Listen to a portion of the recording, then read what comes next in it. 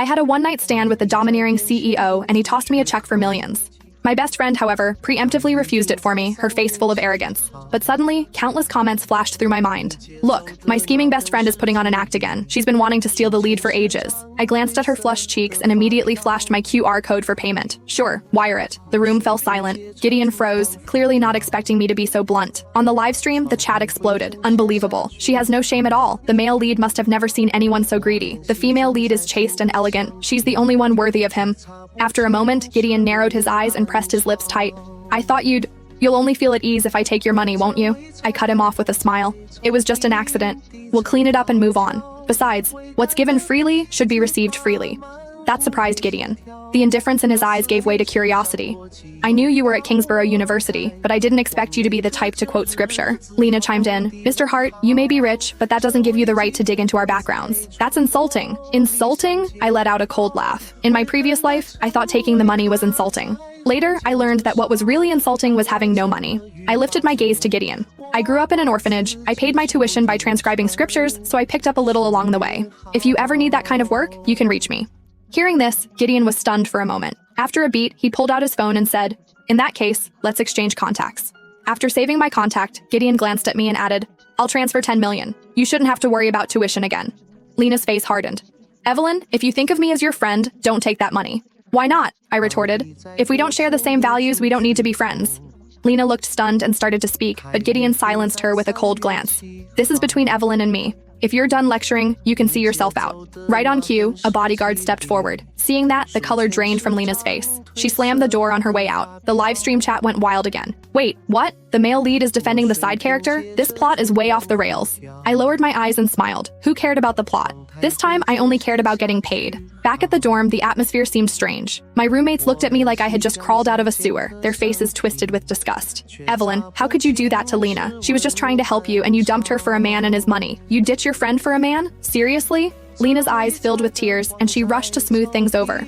"Don't blame Evelyn. She just got swept up by that man. She'll regret it once she thinks it through." The chat flooded again. "Lena is so kind. What an angel. Evelyn really thinks she can compete? Watch her get wrecked." Lena lowered her lashes, all grace and mercy, yet I didn't miss the flash of triumph in her eyes. In my previous life, I didn't tell anyone about Gideon, but rumors spread like wildfire. Looking back, it was obvious who fanned the flames. My roommates only grew angrier. "You're love-struck. You chose money and a man over your friend. We don't want you here. Get out." Lena stepped in like a peacemaker. "Don't be like that. It isn't necessary. It's Gideon's fault, not hers." "Evelyn, I know you're embarrassed. Give me his contact details and I'll talk to him for you." She sounded like she was being kind, but her eyes betrayed her greed. I sneered. "No need. I'm moving out." Lena stared at me in shock like she couldn't believe I had really said that. She wanted to say something, but another roommate beat her to it. "Just let her go." I picked up my suitcase and walked out without looking back. I could afford a better life now. Why wouldn't I take it? Before long, I had the keys to my new house. The comments section flooded with mockery. "Look at this nobody who can't handle money. How long do you think hush money for your body lasts? Just wait until Lena ends up with Gideon. You'll get what's coming."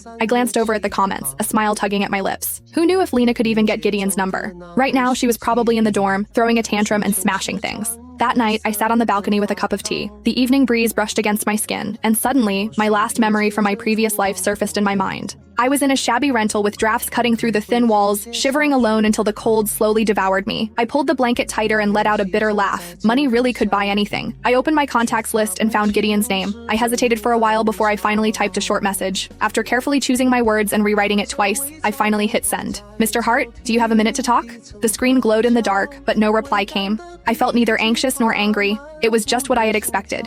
Gideon was the kind of man who kept his distance and never rushed to respond. I put my phone away and went to sleep. What I didn't know was that while I slept, an anonymous post was rapidly spreading on Kingsborough University's forum. The title, with its suggestive wording, was clickbait, and the photos were just ambiguous enough to stir attention. The post quickly made its way to the trending list. The next morning, the ringing of my phone jolted me awake. My professor, Felicity Eldridge, sounded stern over the line.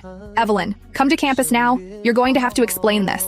The moment I stepped into her office, Professor Eldridge nearly poked me in the nose with her finger. "Evelyn, do you have no shame? You're a student. You should be studying, but this is what you choose to do? Disgraceful." I blinked, my mind going blank. "I don't understand. What are you talking about? Drop the act." She slammed a palm on the desk, her face flushed with fury. Just then, Lena spoke up softly. "Evelyn, just admit it. Otherwise, Professor Eldridge can't cover for you."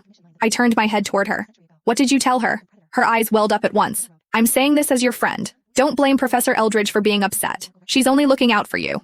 Professor Eldridge snorted. Save it, Evelyn. You had a one-night stand, and yet you don't have the nerve to admit it? You think we don't know? The photos are everywhere. My chest tightened. That's not true. You're still denying it? Fine. Let's see you talk your way out of this. Professor Eldridge shoved her phone at me. The screen displayed the anonymous post with a blurry screenshot of surveillance footage of a man carrying me into a hotel room. I drew in a sharp breath as a chill ran through my veins. The silhouette was unmistakable. The only time a man had carried me into a hotel was that night with Gideon. That night, I had been on a catering shift at the hotel. I was taking plates to a private room when, all of a sudden, I felt dizzy. I told myself it was just the long hours and too little rest, then forced myself to push through. The next thing I knew, the world went black. When I opened my eyes again, it was already the next day, and lying next to me was none other than Gideon. With a complicated expression, he told me the truth. I had gotten caught up in a mess because of him. He promised to find out who was behind it and give me an explanation. I could hardly believe it. With his money and influence, how had the surveillance footage leaked and ended up all over the university forum? Professor Eldridge looked at me with open contempt. I can't believe you're one of my students. This is absolutely disgraceful.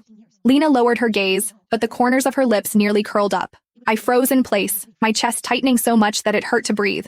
I couldn't say that the man was Gideon. I had taken his money, which meant I had agreed to end it there. Dragging him into it would only hurt both of us, so I had no choice but to deny it. The photo is fake. Someone set me up. I was working a shift at the hotel, that's all. Professor Eldridge hesitated. She knew my background and my grades. For a moment, her expression wavered. Professor Eldridge. Lena cut in softly, her voice trembling just enough.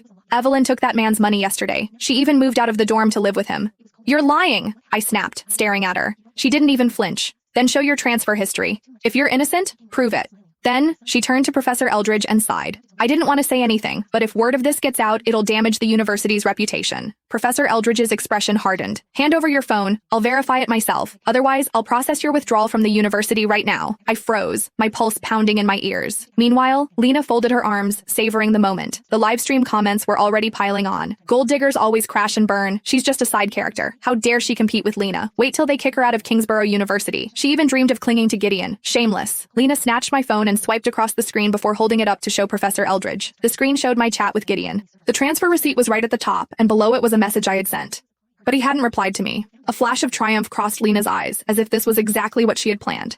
She leaned in and whispered softly so only I could hear, her voice dripping with malice. You really think Mr. Hart wants you? Stop dreaming. You're nothing but a plaything to him. Then, she straightened and handed the phone to Professor Eldridge. This is proof. Professor Eldridge's expression darkened. In that case, we'll post a public announcement. People like you don't deserve to be at Kingsborough University. My throat tightened, and a chill spread through my fingers until they went numb. Lena watched me with a satisfied smile, as though she was looking at someone who was already doomed. Just then, my phone buzzed in Professor Eldridge's hand. Gideon, who had been silent until now, had finally reached out to me.